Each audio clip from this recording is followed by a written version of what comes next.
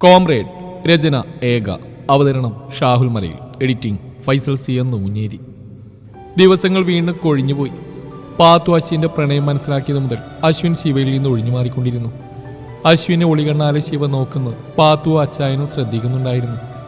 അശ്വിൻ ശിവയെ അറിയാതെ അവളെയും നോക്കിക്കൊണ്ടിരുന്നു. അതിന് മൂകസാക്ഷി പാത്തു അച്ചായനുമായിരുന്നു.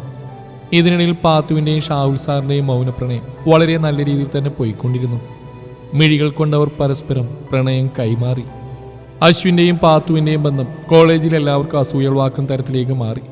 രക്തബന്ധം തോറ്റുപോകും ഇങ്ങനെയുള്ള ബന്ധങ്ങൾക്ക് മുമ്പിൽ. പാത്തുവിന് അവളുടെ ഇക്ക ജീവനായിരുന്നു. അശ്വിനും അതുപോലെയായിരുന്നു. സ്നേഹം കൊണ്ടവർ പടുത്തുയർത്തിയ സാഹോദര്യ ബന്ധം. അച്ചായൻ ശിവയെ അശ്വിനു വേണ്ടി മറക്കാൻ ശ്രമിക്കുന്നുണ്ടെങ്കിലും അവൻ്റെ ഉള്ളിൽ ശിവ ദിവസം കഴിയുന്തോറും കൂടുതൽ ശക്തിയോടെ വേരുറക്കുകയാണ് ചെയ്യുന്നത്. അവളെ ഒരിക്കലും മറക്കാനാവില്ലെന്ന സത്യം അവൻ അറിഞ്ഞ നിമിഷങ്ങളായിരുന്നു അത്. എങ്ങനെയെങ്കിലും ശിവയെയും അശ്വിനെയും ഒരുമിപ്പിക്കണമെന്ന് അവൻ മനസ്സിൽ ഉറപ്പിച്ചു. ഇതിനിടയിൽ പാത്തുവിൻ്റെ ഓരോ കുറുമ്പ് ആസ്വദിച്ച അരുൺ അവളെ കൂടുതൽ പ്രണയിച്ചു. അവളോടുള്ള അവൻ്റെ സ്നേഹം ഒരുതരം ഭ്രാന്തമായിരുന്നു. ചെയർമാൻ സ്ഥാനത്തേക്ക് അശ്വിൻ മത്സരിച്ചപ്പോൾ പാത്തുവിനെ ചെയർപേഴ്സൺ സ്ഥാനത്തേക്ക് നിർദ്ദേശിച്ചത് അരുണായിരുന്നു. അവളെ കൂടുതൽ സമയം അടുത്ത് കിട്ടുമെന്ന ഗൂഢലക്ഷ്യം അവനുണ്ടായിരുന്നു. ഷാഹുൽ സാർ ആദ്യം എതിർത്തെങ്കിലും അശ്വിൻ കൂടെയുള്ളതുകൊണ്ട് സമ്മതിച്ചു. അങ്ങനെ ഇലക്ഷൻ പ്രചരണവുമായി പാത്തു അശ്വിനും തിരക്കിലേർപ്പെട്ടു. അവർക്ക് താങ്ങായും തണലായും പ്രിയപ്പെട്ട കൂട്ടുകാരും കൂടി. അശ്വിനെതിരായി വൈശാഖ് മത്സരിച്ചു. പാത്തുവിന് ആൻവിയും. മത്സരം വാശിയേറിയതാവാൻ ഇതും ഒരു കാരണമായി. പുലർച്ചെ തൻ്റെ ഫോൺ നിർത്താതെ അടിക്കുന്ന കേട്ടാണ് ശിവ കണ്ണു തുറന്ന്. ഫോണിൽ തെളിഞ്ഞ പേര് കണ്ട് അവളുടെ മിഴികൾ വിടർന്നു. അവൻ്റെ നമ്പർ കയ്യിലുണ്ടെങ്കിലും ഇന്നുവരെ താൻ വിളിക്കുകയോ തന്നെ വിളിക്കുകയോ ചെയ്തിട്ടില്ല. അവൾ പതിയെ പറഞ്ഞു, ഹലോ, നീ വിചാരിച്ചിരിക്കുന്ന നിന്റെ മറ്റവനാണെന്ന് അല്ലടി. അപ്പുറന്ന് കേട്ട ശബ്ദം അവളെ ഭീതിയിലാഴ്ത്തി. അവളൊന്നും മിണ്ടാൻ നിന്നു. സംശയിക്കണ്ട, ഇത് അശ്വിന്റെ ഫോൺ തന്നെയാ. ഇപ്പോൾ അവൻ എൻ്റെ കസ്റ്റഡിയിലുണ്ട്. ആരെയും പേടിയില്ലാത്ത അശ്വിനിപ്പോ എൻ്റെ ബന്ധനത്തിലാ. ഇവന് ജീവനോടെ നിനക്ക് വേണമെങ്കിൽ വരണം. നീ ഇപ്പൊ നമ്മുടെ കോളേജ് അങ്കണത്തിലേക്ക്, നീ ഒറ്റക്ക്. ആരെങ്കിലും നീ ഇത് അറിയിച്ചാ വരുമ്പോ അശ്വിന്റെ ശവം കാണാം. വൈശാഖ് രണ്ടും കൽപ്പിച്ച് തന്നെയാടി. വരുന്നെങ്കിൽ അരമണിക്കൂർ കൊണ്ട് വരണം, അല്ലെങ്കിൽ പിന്നെ ഇവന്റെ ശവം കൊണ്ടുപോകാൻ വന്നാൽ മതി. അത് പറഞ്ഞ് ഫോൺ കട്ടായി. ശിവ എന്ത് ചെയ്യുമെന്നറിയാതെ കുഴങ്ങി. അവളുടെ ഉള്ളിൽ വല്ലാത്ത ഭീതി വന്ന് നിറഞ്ഞു. അച്ചുവേട്ടൻ അവരെന്തിനും ചെയ്യൂ. അച്ചുവേട്ടൻ അവിടെ ഉണ്ടല്ലോ, ഏട്ടൻ്റെ അടുത്തേക്കല്ലേ പോകുന്നു. അവൻ്റെ കയ്യിൽ നിന്ന് ഏട്ടനെ രക്ഷിക്കണം, അവൾ മനസ്സിൽ ഉറപ്പിച്ചു. അച്ഛനോട് ക്ലാസ് ഉണ്ടെന്ന് കള്ളം പറഞ്ഞ് അവൾ കോളേജിലേക്ക് പോയി. ഈ സമയം എന്താണെന്നറിയാതൊരു പരവേശം അച്ചായനെ പിടികൂടി. വേണ്ടപ്പെട്ടവർക്ക് ആർക്കും ആപത്ത് സംഭവിക്കാൻ പോകുന്ന പോലെ ഒരു തോന്നൽ. അവൻ ഓരോന്ന് ആലോചിച്ച് വെപ്രാളപ്പെടാൻ തുടങ്ങി. അച്ചുവിൻ്റെ അവസ്ഥ ഇതുതന്നെയായിരുന്നു. എന്തിനോ വേണ്ടി തൻ്റെ ഉള്ളം തുടിക്കുന്നു. ഇന്നലെ നഷ്ടപ്പെട്ടതാണ് ഫോൺ. ഇനി ആർക്കെങ്കിലും വല്ലതും പറ്റിയോ? അവനൊരു സ്വസ്ഥതയില്ലാത്ത പോലെ മനസ്സ് കിടന്ന് പിടക്കാൻ തുടങ്ങി. ഈ സമയം ശിവ കോളേജിൽ എത്തിയിരുന്നു. കോളേജിൽ അവൾ പ്രവേശിച്ചതും ആ കവാടം കൊട്ടിയടക്കപ്പെട്ടു. ഇതൊന്നും അറിയാതെ, മുന്നിലുള്ള ചതി മനസ്സിലാക്കാതെ ശിവ തൻ്റെ പാദങ്ങൾ മുമ്പോട്ട് ചലിപ്പിച്ചു. തൻ്റെ പാദങ്ങളെ ഓരോ ചുവടും മുന്നോട്ട് വെക്കുമ്പോഴും ശിവക്ക് ഉറപ്പുണ്ടായിരുന്നു തൻ്റെ അച്ചുവേട്ടൻ തന്നെ ഒരു ആപത്തിലേക്കും തള്ളിവിടുകയില്ല. അച്ചുവേട്ടൻ ഇവിടെ ഉള്ളപ്പോൾ താൻ എന്തിനു മറ്റുള്ളവരെ ഭയക്കണം? അവളുടെ ഉള്ളം അവളോട് മന്ത്രിച്ചുകൊണ്ടിരുന്നു. വൈശാഖ് പറഞ്ഞ ക്ലാസ് റൂം ലക്ഷ്യമാക്കി ശിവ നീങ്ങി. പുലർച്ചെയായതുകൊണ്ട് തന്നെ അവിടെയെങ്ങും ആരും ഉണ്ടായിരുന്നില്ല.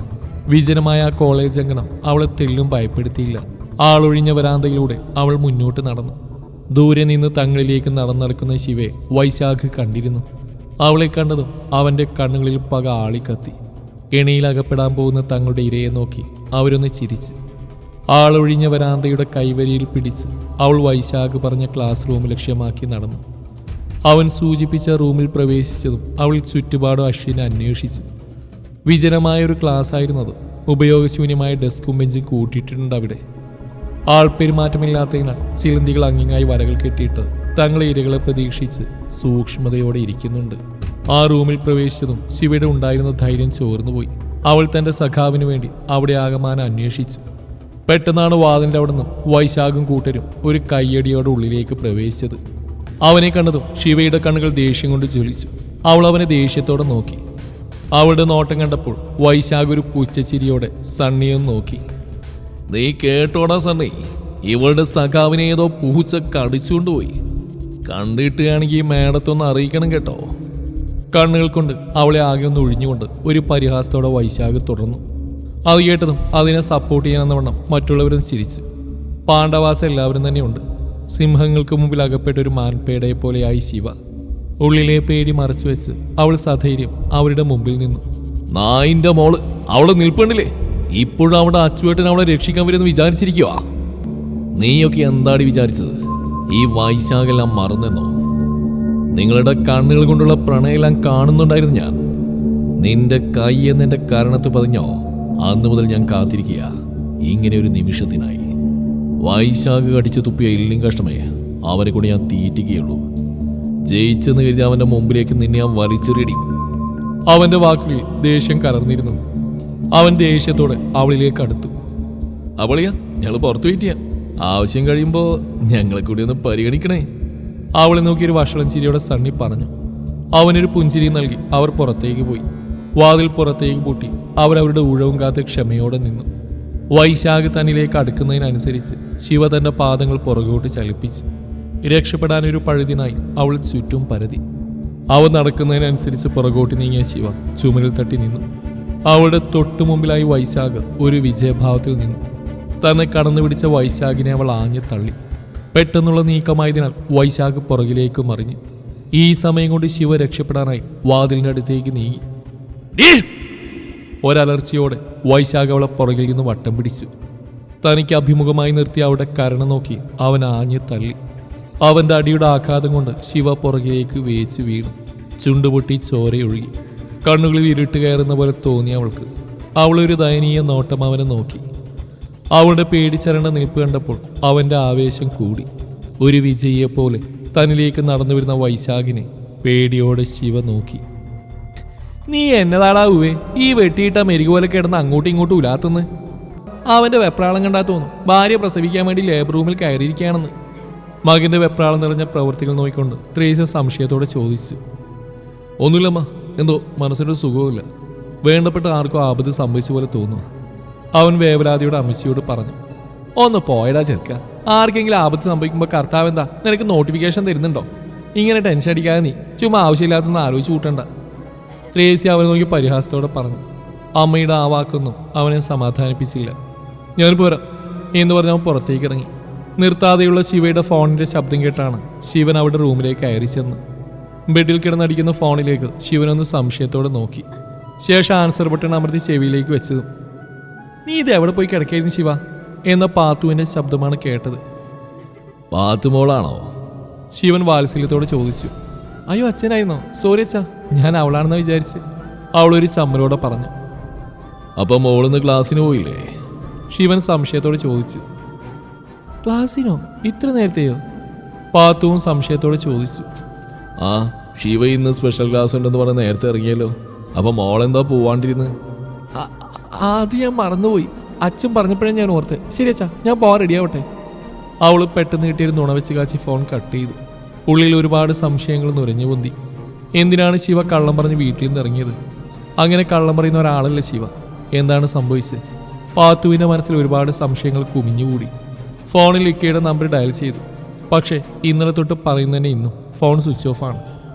അതെന്താ ഇക്കാക്ക് സംഭവിച്ചത്? അവൾക്ക് ദേഷ്യം വന്നു. ഫോണും കയ്യിൽ പിടിച്ച് ഇനി എന്ത് ചെയ്യുമെന്ന് ആലോചിച്ച് നിൽക്കുമ്പോഴാണ് തൻ്റെ ഫോണിലേക്ക് പരിചയമില്ലാത്ത ഒരു നമ്പറിൽ നിന്ന് കോൾ വന്ന്. ഹലോ. മറുകൾക്കിൽ നിന്ന് തൻ്റെ ഇക്കാൻ്റെ ശബ്ദം കേട്ടതും അവൾക്ക് ആദ്യം ദേഷ്യമാണ് വന്ന്. ഇത് എവിടെയായിരുന്നു ഇക്ക? ഞാൻ ഇന്നലെ തൊട്ട് വിളിക്കുന്ന അവൾ ദേഷ്യത്തോടെ പറഞ്ഞു. അച്ചോടാ, എൻ്റെ പാത്തുകുച്ചിന് ദേഷ്യം വന്നോ? നീ വിളിക്കുമെന്ന് എനിക്ക് ഉറപ്പായിരുന്നു. അതുകൊണ്ടല്ലേ ഞാൻ അമ്മയുടെ ഫോണിൽ നിന്ന് നിനക്ക് വിളിച്ച്. എൻ്റെ ഫോൺ ഇന്നലെ തൊട്ട് കാണാനില്ല. ഇനി നോക്കാൻ കോളേജ് മാത്രമേ ബാക്കിയുള്ളൂ. ഇക്ക ഒരു കാര്യമുണ്ട്. ശിവ ക്ലാസ് ഉണ്ടെന്ന് പറഞ്ഞ് നേരത്തെ ഇറങ്ങിയെന്ന്. എനിക്കെന്തോ വല്ലാതെ പേടിയാവുന്നു. പാത്തു തന്നെ സംശയം അശ്വിനോട് പറഞ്ഞു. എന്തിനു പേടിക്കണം? അവൾക്ക് വല്ല അത്യാവശ്യം കാണും. അതാവും നേരത്തെ ഇറങ്ങിയത്. അവനവളെ സമാധാനിപ്പിച്ചുകൊണ്ട് പറഞ്ഞു. അല്ലീക്ക, അവൾ കള്ളം പറഞ്ഞ് ഒരിക്കലും നേരത്തെ ഇറങ്ങിയില്ല. ഇതെന്താ അത്രയും വലിയ കാര്യം സംഭവിച്ചിട്ടുണ്ടാവും. എനിക്ക് ആ പേടിയാവും. നിൽക്ക, നീ പേടിക്കണ്ട, ഞാൻ അന്വേഷിച്ചോളാം. അവളെ കൊണ്ട് തന്നെ നിനക്ക് വിളിപ്പിക്കാം പോരെ? അവനവളെ സമാധാനിപ്പിച്ചുകൊണ്ട് പറഞ്ഞ് ഫോൺ കട്ടാക്കി. പാത്തു പറഞ്ഞു കേട്ടപ്പോൾ തന്നെ അശ്വിന് സംശയമുണ്ടായിരുന്നു. പതിവില്ലാത്ത എൻ്റെ ഫോൺ മിസ്സിങ്ങും മനസ്സിനുള്ളിൽ വല്ലാത്ത പരവേശമൊക്കെ കൂടി ശിവയ്ക്ക് എന്തോ ആപത്ത് സംഭവിക്കാൻ പോകുന്നതിൻ്റെ മുന്നറിയിപ്പാണെന്ന് തോന്നി. അവൻ ധൃതിയിൽ കോളേജ് ലക്ഷ്യമാക്കി നീങ്ങി. തൻ്റെ മുന്നിലേക്ക് ആർത്തിയോടെ വരുന്ന വൈശാഖിനെ ആവുന്ന പോലെ ശിവ തടഞ്ഞുകൊണ്ടേയിരുന്നു. അവളുടെ ചെറുത്ത് നിൽപ്പ് അവനിൽ ആവേശം കൊള്ളിച്ചു.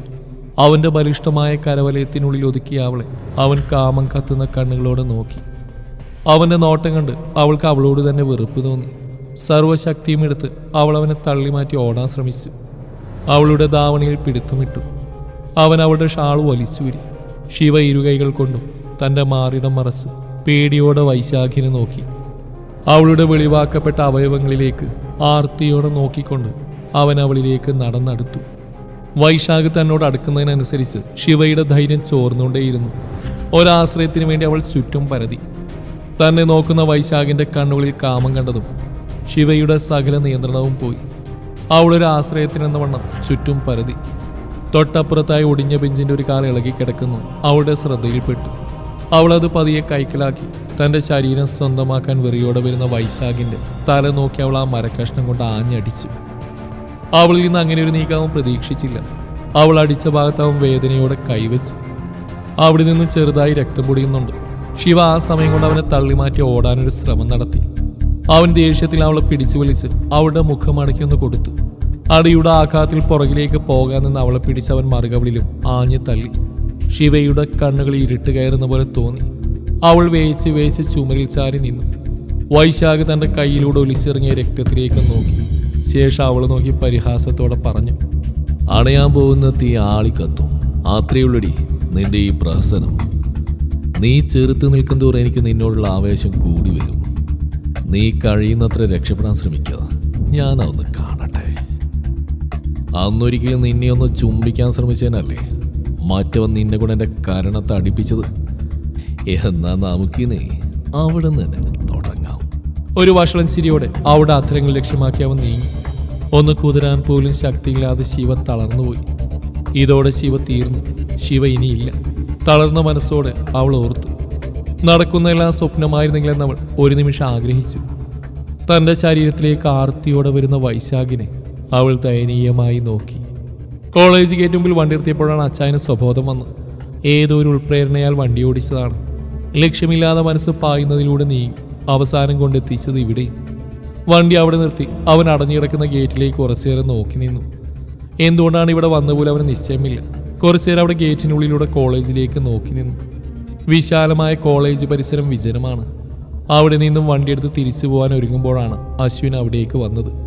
രണ്ടാളും പരസ്പരം സംശയത്തോടെ മുഖത്തോട് മുഖം നോക്കി. നീ എന്താ ഇവിടെ? അച്ചായൻ ഉള്ളിൽ നുരഞ്ഞു വന്ന സംശയം പുറത്തേക്ക് ഇട്ടു. ശിവ, അവള് ക്ലാസ് ഉണ്ടെന്ന് പറഞ്ഞ് നേരത്തെ ഇറങ്ങിയെന്ന്. അതും പറഞ്ഞ് പാത്ത് കൊടുക്കുന്ന ടെൻഷൻ അടിച്ചിരിക്കുക. ഞാൻ അന്വേഷിച്ചു വരാമെന്ന് പറഞ്ഞ് ഇറങ്ങിയതാ. അശ്വിന്റെ വാക്കുകൾ തെള്ളു ഭയത്തോടെയാണ് അച്ചായൻ ശ്രവിച്ചത്. ആർക്കോ എന്തോ ആപത്ത് സംഭവിച്ചിട്ടുണ്ട്, അത് ഉറപ്പാണ്. ഇനിയൊരു പക്ഷെ അത് ശരിയായിരിക്കുമോ? അതുകൊണ്ടാണോ തൻ്റെ മനസ്സ് കിടന്ന് ഇത്ര പിടച്ചത്? ശിവയുടെ എത്തിയിട്ടുള്ള അച്ചു, അവൻ അശ്വിനെ നോക്കി പറഞ്ഞു.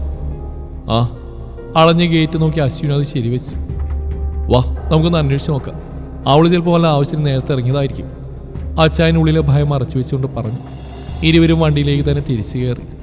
ബൈക്ക് സ്റ്റാർട്ട് ചെയ്യാൻ തുടങ്ങിയ അശ്വിൻ എന്തോ ഓർത്തിട്ടെന്ന പോലെ വീണ്ടും തിരിച്ചിറങ്ങി ഗേറ്റിനടുത്തേക്ക് തന്നെ നീങ്ങി. അവൻ പോകുന്നുണ്ട് അച്ചായനും പുറകെ പോയി. എൻ്റെ മനസ്സെന്തോ ശിവ ഇവിടെ ഉണ്ടെന്ന് പറയുന്നു. ഗേറ്റിനുള്ളിലൂടെ കോളേജിലേക്ക് നോക്കിക്കൊണ്ട് അശ്വിൻ പറഞ്ഞു. ഞാനും ഏതോ ഒരു ഉൾപ്രേരണയിൽ എത്തിപ്പെട്ടതാ ഇവിടെ. സംശയിച്ച് നിൽക്കാൻ നമുക്കിവിടൊന്ന് പരിശോധിക്കാം. അവനെ പിന്താങ്ങിക്കൊണ്ട് അച്ചായൻ പറഞ്ഞു. രണ്ടാളും ആ ഗേറ്റിന് പുറത്ത് കുറച്ച് സമയം ചുറ്റിത്തിരിഞ്ഞു. പിന്നീട് ആ ഭീമാകാരമായ മതിൽ എടുത്തിയാടാൻ തന്നെ തീരുമാനിച്ചു. അച്ചായൻ കുനിഞ്ഞെന്ന് തൻ്റെ ഷോൾഡർ അശ്വിനി ചവിട്ടാൻ പാത്തിന് നിന്നുകൊടുത്തു. അശ്വിൻ അവൻ്റെ പുറത്ത് കയറി ആ മതിലിലേക്ക് അള്ളിപ്പിടിച്ച് കയറി. അവിടെ നിന്ന് അച്ചായനെ കൈപിടിച്ച് കയറ്റി. രണ്ടുപേരും ആ മതിലിൽ നിന്ന് കോളേജ് കോമ്പൗണ്ടിലേക്ക് എടുത്തു ചാടി. അവിടെ അവർ ശിവക്കായുള്ള അന്വേഷണം തുടർന്നു. കുറച്ച് മുമ്പോട്ട് ചെന്നപ്പോൾ തന്നെ കണ്ടു സണ്ണിയുടെ ജീപ്പ്. അത് കണ്ടതും അവരുടെ ഉള്ളിലുള്ള സംശയം ഒന്നുകൂടി ഊട്ടി ഉറപ്പിച്ചു. കാലിനേക്കാൾ വേഗത്തിൽ അവരുടെ മനസ്സ് കുതിച്ചു. ശിവയ്ക്ക് വേണ്ടി ഓരോ ക്ലാസ് റൂമിലും അവർ കയറി ഇറങ്ങി. വൈശാഖ് ശിവയുടെ മുഖം പിടിച്ച് അവൻ്റെ മുറിവിൽ നിന്ന് വരുന്ന രക്തത്തിലൂടെ അവരുടെ മുഖം ഉരസി. രക്തത്തിൻ്റെ രൂക്ഷഗന്ധം അവരുടെ മൂക്കിലേക്ക് ഇരച്ചു കയറി. അവൾക്ക് മനം പുരട്ടുന്ന പോലെ തോന്നി. സർവശക്തിയും എടുത്ത് അവനിൽ നിന്ന് കുതിരിമാറാൻ അവൾ ആവുന്നതും ശ്രമിച്ചുകൊണ്ടിരുന്നു. വൈശാഖ് അവളുടെ മുടിക്കുത്തിൽ പിടിച്ച് തറയിലേക്ക് തള്ളി. അവൻ്റെ തള്ളലിൽ നിലമ്പൊത്തിയ ശിവ അവിടുന്ന് എഴുന്നേൽക്കാൻ ശ്രമിക്കുന്നതിന് മുമ്പ് അവളിലേക്ക് വൈശാഖ് അമർന്നു കഴിഞ്ഞിരുന്നു. ശിവയുടെ രണ്ട് കൈകളും ബലം പ്രയോഗിച്ച് വൈശാഖ് ഇരു സൈഡിലേക്കും അകത്തി. അവളുടെ ശരീരത്തിലേക്ക് അവൻ ആർത്തിയോട് അമർന്നു. ശിവ ചെറുത്തുനിൽപ്പിൻ്റെ അവസാന ശ്രമമെന്നോണം ശരീരവും തലയും ഇട്ട് ഇരു സൈഡിലേക്ക് ഇളക്കിക്കൊണ്ടിരുന്നു. അവളുടെ വിറയാർന്ന അധരങ്ങൾ സ്വന്തമാക്കാനായി അവൻ അവളിലേക്ക് ആവേശത്തോടെ തന്റെ അധരങ്ങളെ അടുപ്പിച്ചു. അവൾ തന്റെ കണ്ണുകളടച്ച് ഭഗവാനെ മനമുരുകി വിളിച്ചു.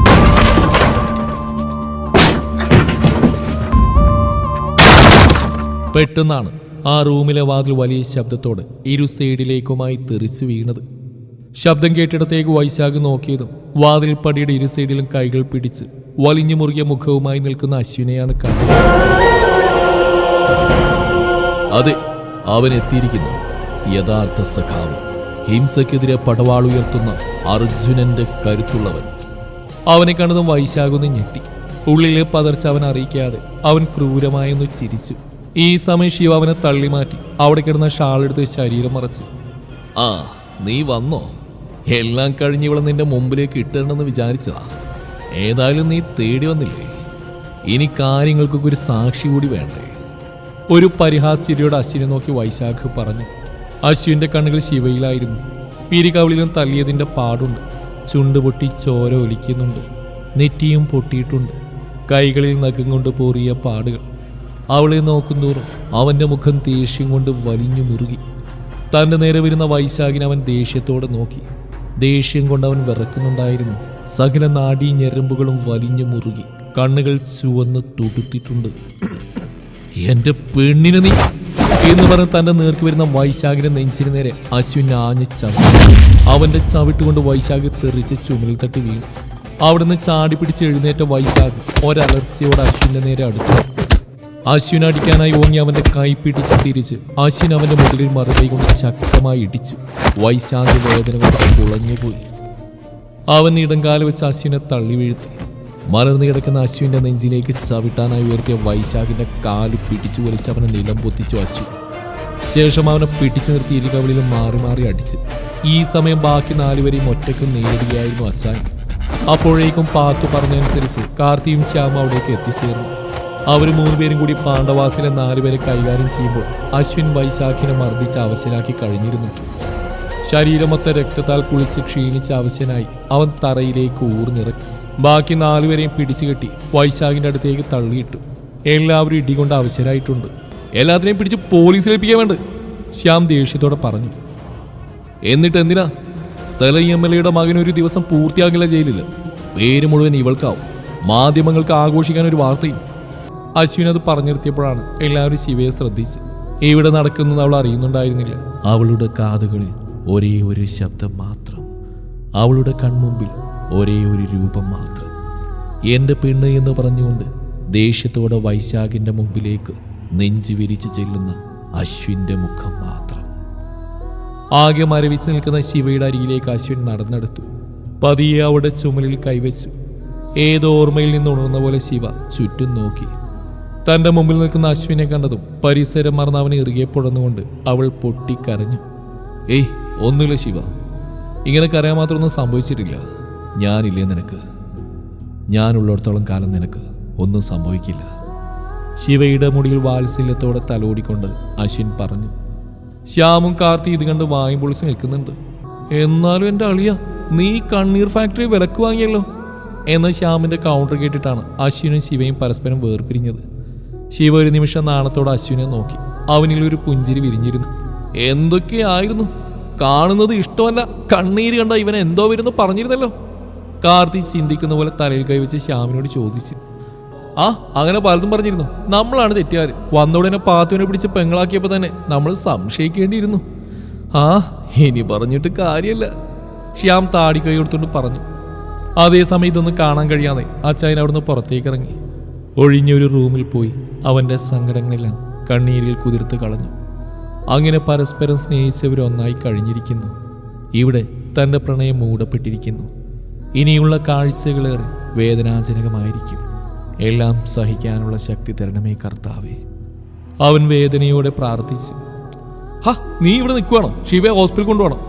പാത്തുവിനെ വിളിച്ച് അവിടേക്ക് വരാൻ പറ. അതും പറഞ്ഞു വരുന്ന കാർത്തിയെ കണ്ടപ്പോൾ അച്ചായൻ വേഗം മുഖം തുടച്ചു. ശിവയെ ഹോസ്പിറ്റൽ കാണിച്ച് വീട്ടിലേക്ക് കൊണ്ടുപോയി. അച്ഛനെ എന്തു പറഞ്ഞ് മനസ്സിലാക്കുമെന്ന കാര്യത്തിൽ അവൾക്ക് നല്ല പ്രയാസം ഉണ്ടായിരുന്നു. കോളേജിൽ നടന്ന അടിപിടിയിൽ സംഭവിച്ചാണെന്നൊരു കള്ളം പറയേണ്ടി വന്നു. ശിവൻ വേദനയോടെ തൻ്റെ മകളെ നോക്കി. അന്ന് മുഴുവൻ പാത്തു, അശ്വിനും, അച്ചായനും, ശ്യാമും കാർത്തിയും ശിവക്കൊപ്പം ഇരുന്നു. വൈകിട്ട് അവർ പോവാൻ ഇറങ്ങിയപ്പോഴേക്കും ശിവ ഓക്കെ ആയിരുന്നു. അവളോട് യാത്ര പറഞ്ഞ് അവരെല്ലാവരും അവിടെ നിന്ന് ഇറങ്ങി. കണ്ണുകൾ കൊണ്ട് തനിക്ക് മാത്രമായി മനസ്സിലാകുന്ന ഭാഷയിൽ അശ്വിനി യാത്ര പറഞ്ഞപ്പോൾ ശിവയിൽ നാണത്തിൻ്റെ 1000 പൂച്ചെണ്ടുകൾ വിരിഞ്ഞു. അതെ, സഖാവിൻ്റെയും സഖിയുടെയും പ്രണയം ഇവിടെ തുടങ്ങുകയാണ്.